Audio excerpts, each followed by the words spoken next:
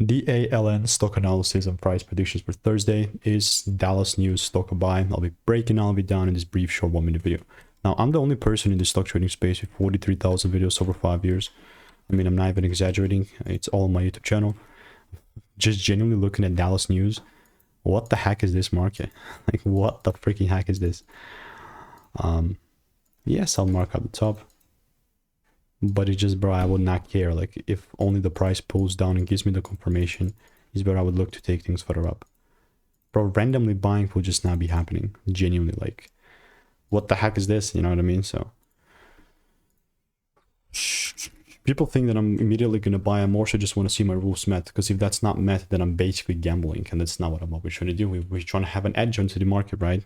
That's that. It's taken me 5 years to come to this point. Obviously not financial advice. And if you want to get my money making emails and insights for free, click the first link in the description. See you in the next one. Goodbye and enjoy.